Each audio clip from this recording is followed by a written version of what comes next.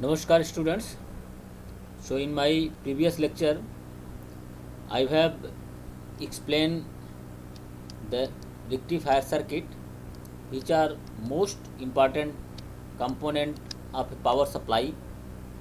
Power supply is a basically electronic network या electronic circuit which converts an AC signal into a DC signal. So in case of rectifier, so I have explained the basic idea behind the rectifier is that diodes are used because we have learned the PN junction diode characteristics. So basically diode allow to flow current in forward bias and it does not allow to flow current in reverse bias. So it means diode is a unidirectional device which converts a bidirectional current into a unidirectional, and this is the first step of converting an AC signal into a DC signal. So in case of rectifier, I have explained the type of rectifier, so half wave rectifier and then full wave rectifier. In full wave rectifier there are two types, that is center tapped rectifier and bridge rectifier. So total in your course you have to study half wave rectifier, then center tapped transformer rectifier and then bridge rectifier. So in previous class I have explained the half wave rectifier. Half wave rectifier is a rectifier which rectifies half signal of a given input signal. So here if you see, so this was the half wave rectifier diagram. So this is only this basically if you use one diode, then it is basically known as the half wave rectifier. So it is of a given full signal from 0 to t for a complete cycle, it is only rectifying the half part and the half part is not rectifying. So that is why this is known as the half wave rectifier. So I have explained the working principle and then mathematical formulation for the current, output current and output voltage. So in previous lecture I have explained, then I have given the concept of ripple factor, then how one can determine the value of ripple factor. The ripple factor I have defined, that is basically ratio of AC part contained in output signal to the DC part contained in the output signal. That means whatever output voltage you have obtained, means this output voltage, whatever output voltage you have obtained, so how much AC part is contained in this output signal and how much DC part is contained in this output signal. If you take the ratio AC to the DC part, then that is called as a ripple factor. So this ripple factor is one of the very important parameter for understanding the working of half wave rectifier, whether rectifier is good or bad, whether it can be used or not. So I have explained the significance of half wave rectifier, that is if R is equal to 1.21, so that means AC signal upon ratio of AC signal upon DC signal is equal to 1.21. It means AC signal will be equal to 1.21 into DC signal. So that means your output signal of a half wave rectifier contain more AC part than the DC part. In here the AC part is greater than 1, that means more or less more AC part is there rather than DC part. So it means that half wave rectifier is not good device when you want to build up a power supply, DC power supply. Then another parameter to check that whether the rectifier is good or bad, that I have explained the efficiency. So this efficiency of rectifier is defined as the total DC power supplied to the load, divided by average AC power supplied to the load. So that I have defined and we have find out that value was equal to 40.6%. That means this rectifier, this eta means eta is equal to 40.6%. What does it mean? Number. So this number means that this rectifier is not working with the full efficiency. Full efficiency is 100%, so it is less than 50%. It means that even this half wave rectifier is working less than 50% efficiency. That means this is not much efficient. Okay. this device is not much sufficient to convert an AC signal into a DC signal. That is what I have explained in my last lecture. So in today's lecture, I will try to give few examples on half wave rectifier. As I promised in my previous lecture that I will explain few, I will take some numerical examples. So here I have taken one numerical example of half wave rectifier. Okay. So let us consider that we have a half wave rectifier and input signal is applied across the half wave rectifier. So here a numerical example of half wave rectifier is given. So if you see this half wave rectifiers, you are given with the power supply, that is AC power supply, that is 120 volt AC, and then the frequency of this AC power supply is 60 hertz. Okay, so this is the frequency and this is the peak to peak voltage, that is 120 volt AC. And then this power supply is connected with a rectifier, which is a half wave rectifier, and with through a transformer, and the number of turns in primary and secondary coil, that is given, that is 4.1. that is the number of turns. If it is in primary coil, that is 4, so number of turns in secondary, that is 1. So this is the given.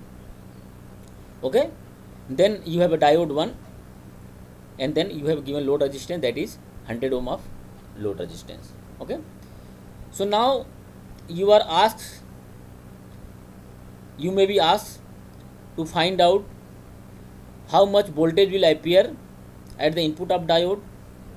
Okay, and what will be the value of peak voltage which will be applied at the input of diode. Okay, what will be the value of input applied AC voltage, and what will be the value of peak voltage which is applied at the diode, and then what will be the value of output voltage. Obviously you are converting a AC signal into a DC signal, so you will be asked to find out the DC voltage across the load resistance. If you are asked with the DC voltage, then you may be asked to find out the DC current also, which is flowing across the load resistance. So this is the problem, and this is how you have to you may be answer these questions what I have explained. So in order to solve such problems, first you have to take care, first you have to understand, and first you have to find out what quantity is given and what quantity you need to determine. That is very important.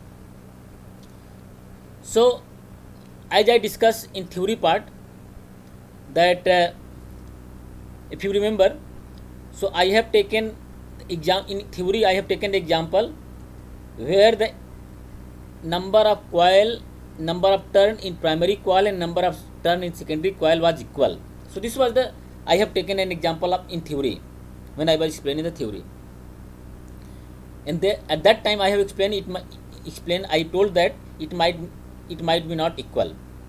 Here it was same, that is why whatever voltage you have applied at input voltage, that was same as output. Here whatever voltage you have applied at the primary transformer, primary coil, that was the same at the secondary transformer. So same volt, because number of turns are equal. But here in the problem, that is not same, that is different. Okay, so the number of turns are given, number of turns and number of primary and number of secondary turns are, that is 4.1 ratio. So how much voltage, how much input voltage will be applied across the load, across the diode, that we have to find out. So you can find out very easily. So that is known, very well known formula. So that is Vs upon Vp, voltage at the secondary coil upon voltage at the primary coil is equal to number of turns in secondary coil divided by number of turns in the primary coil. So you can find out the number of voltage at the secondary coil, voltage at secondary coil, that will be equal to number of turns in secondary coil divided by number of turns in primary coil multiplied by the voltage at the primary coil. Okay, the voltage at the primary coil is how much, that is given 120 volt AC. So we can find out the voltage at secondary coil. So how much voltage will appear at this point, that can be calculated. So if you do that, so 1 ns upon np, so that is 1 by 4, ns is 1, ns is 1, np is 4, so 1 by 4 ratio is there. Vp, that is 120 volt AC, so this will give the 30 volt AC. That means 120 volt AC and of 60 hertz frequency, you have applied signal from primary coil, and it is basically appearing 30 volt AC at the diode. This voltage is appearing, this AC voltage is appearing at the diode input of the diode. Okay. So what will you this is basically not a peak to peak voltage. This is not a peak voltage. So how much value, what will be the value of peak voltage, that can be determined.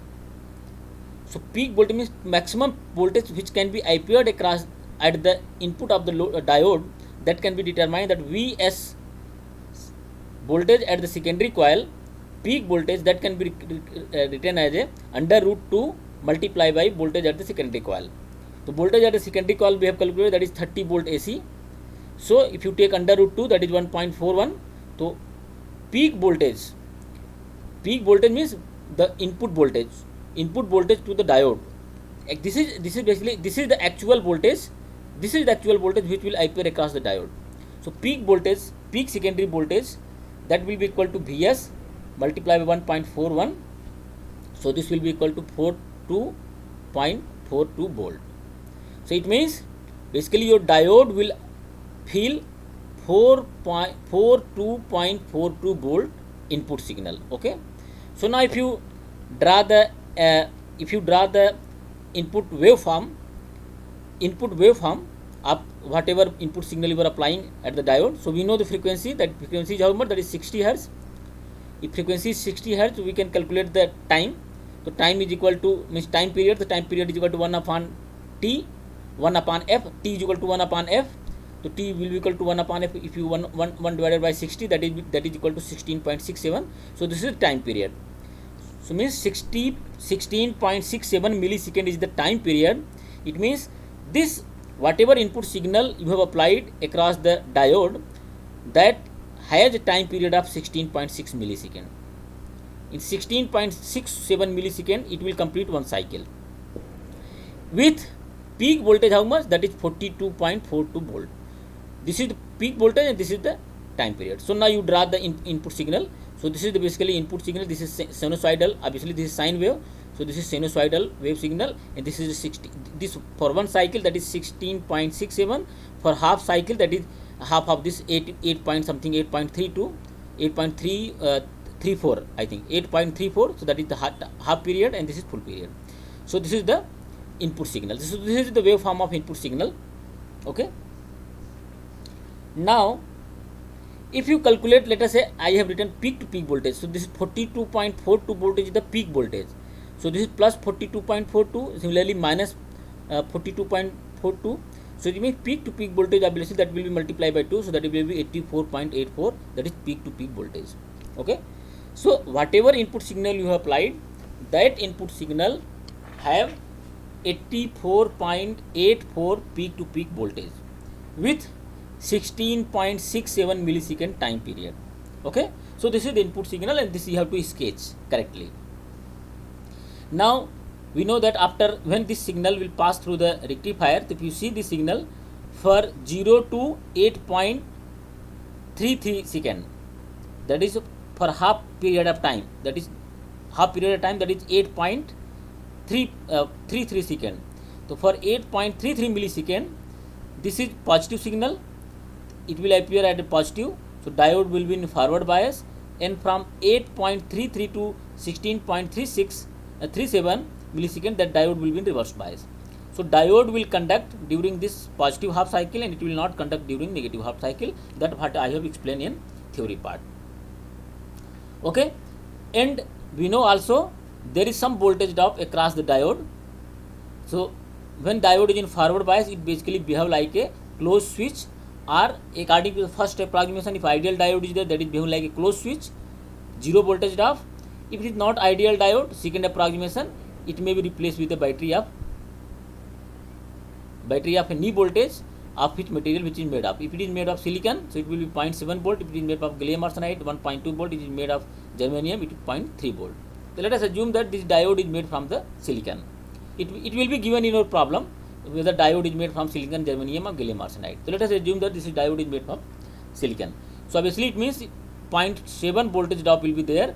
Then whatever this peak voltage you have applied at the input signal of this diode, 42.42 minus that 0.7 volt will be basically the peak voltage after the rectification. So if you see the rectification, so here during positive half cycle you will get some output signal, and then you have 0 out signal, then you have again output signal, then 0 again output, and then 0 again output, 0.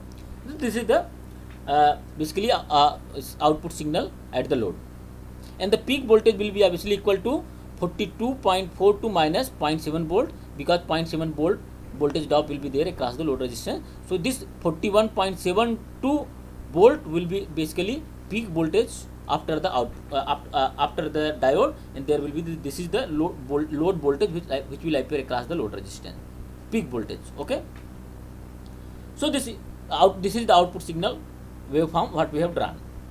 Now you will be asked to find out the how much DC part is contained in this output signal.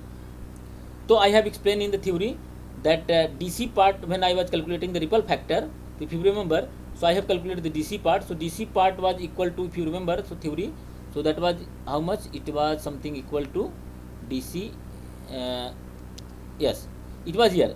So the DC signal is VLDC, that DC part contained in output signal, that was equal to V0 upon pi, peak voltage upon pi.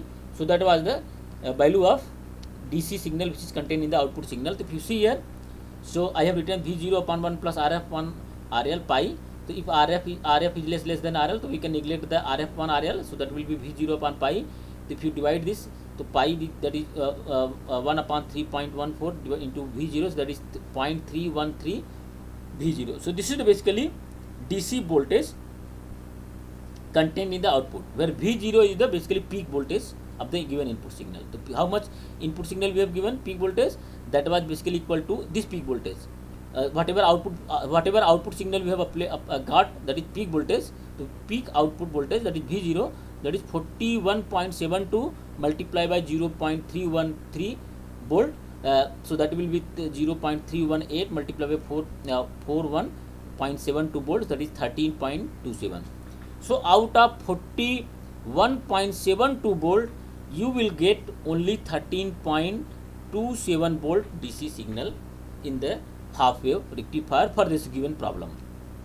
Okay, so now if you are known to the DC, what is the how much DC voltage is there across the load resistance, so you can find out how much DC current is flowing across the load resistance. And obviously if this same current will flow across the diode also, so we can find out the how much DC current is flowing across the diode and how much DC current is flowing across the load resistance. So that will be equal to voltage upon resistance. So DC voltage we have calculated, that is 13.27 divided by 100. So that is IL is equal to 132.7 milliampere. So this is the load current. This, remember, this load current, this is basically DC load current. Remember, whatever this load current I have calculated, this is not AC load current, this is DC load current. It means 132.7 milliampere DC current is flowing across the load resistance after rectification. Okay, and obviously this IL will be equal to the diode current also. So across this diode also the same current is flowing. Okay, now if you see the frequency of the input signal and output signal, so as we frequency of input signal is given, that is 60 hertz, so that is equal to 16.67 millisecond. So if you see this frequency of output signal, so output signal is also have same frequency for this 8.33 millisecond, then 8.33, that is 16.6 millisecond. So frequency does not change. It means in case of half wave rectifier, in case of, remember this is very important point, I am making a note. In case of half wave rectifier, the frequency of input signal and frequency of output signal does not change. Okay, so the frequency remains constant in case of half wave rectifier of the input signal and the output signal.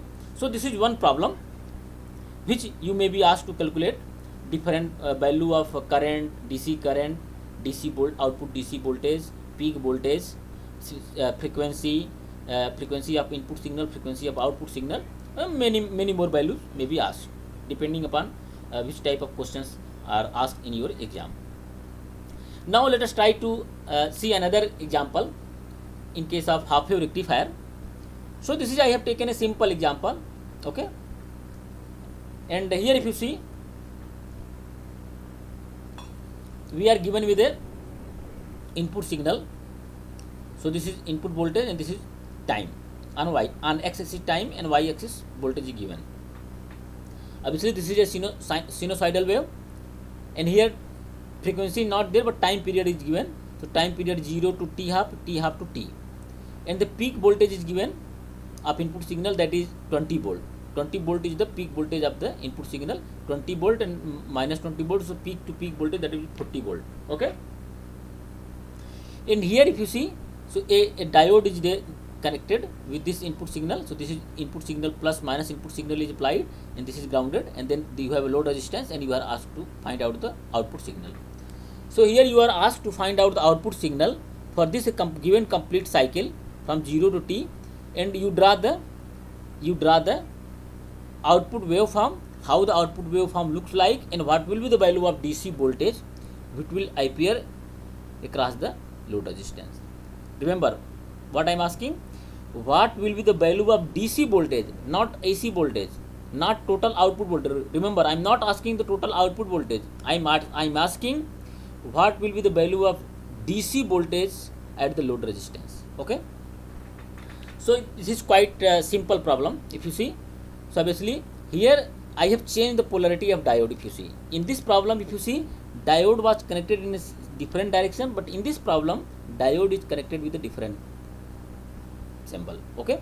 Here the polarity of the diode is changed. Now this is plus sign and this is minus sign, so this is input signal, and here this is N type semiconductor, this is P type semiconductor. It means here for the 0 to t half time period, for this time period positive half cycle, for the given positive half cycle of a input signal, diode will be in reverse bias, because this positive is connected with N type and negative is connected with P type, so diode will be in reverse bias. If diode will be in reverse bias, okay, so what will happen, it will behave like open circuit, so no current will flow, so obviously you will get no signal. So you here you are not getting any signal, that is by 0 to t half you are not getting any signal, okay. Now when your input signal move from t half to t, okay, so that means this become negative and this become positive, so this become negative and this become positive, so your diode gone into the forward bias. So it will looks like something like that, I have shown in diagram. So for t half to t cycle, so this become negative and this become positive, so diode is like this, so this is negative N and P, so negative connected, positive connected, so diode will behave like a closed switch. So diode is in on state, a conducting state, or this will behave like a closed switch. So then your current will flow in this direction. If current will flow, so you will get a signal, obviously. So whatever direction of input signal will be there, so that is same direction will be the output signal, so that is why you are getting a same output signal. Here I have assumed, I have assumed the diode is behaving like an ideal diode, so there is no voltage drop across the diode. If voltage drop will be there, so it will be given in the problem that diode is made from silicon, germanium, or whatever material is there, and voltage, maybe knee voltage will be mentioned.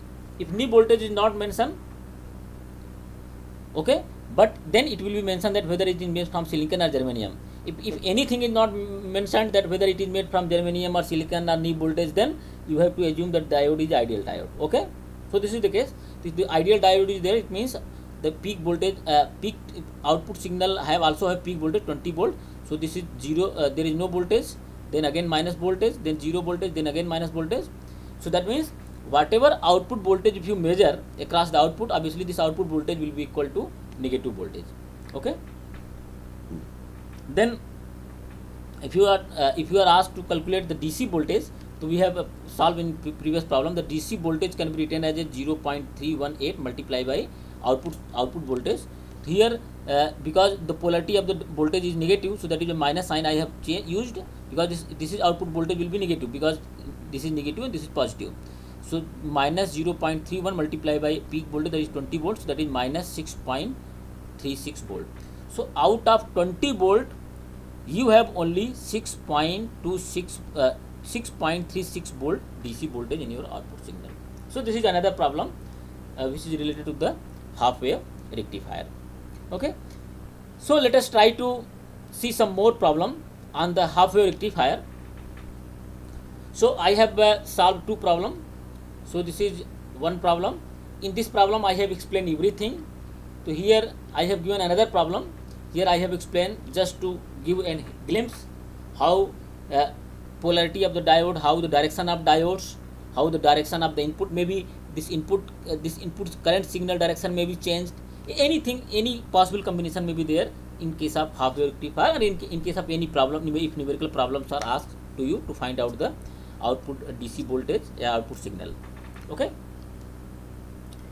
So now let us see another problem.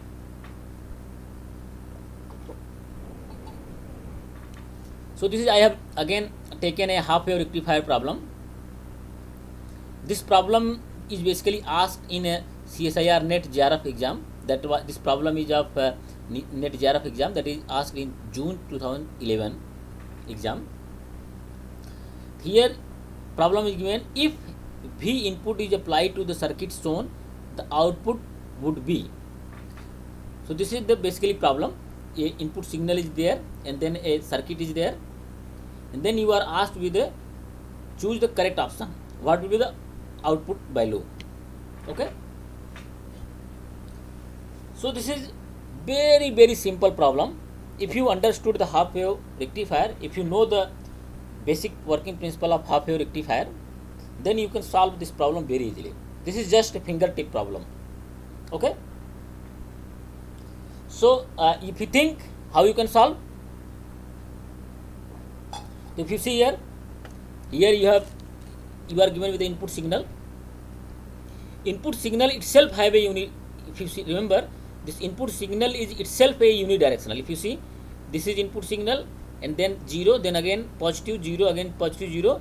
It means whatever input signal is given, that is a not bidirectional, that is not a that is only a unidirectional. That direction have only one direction.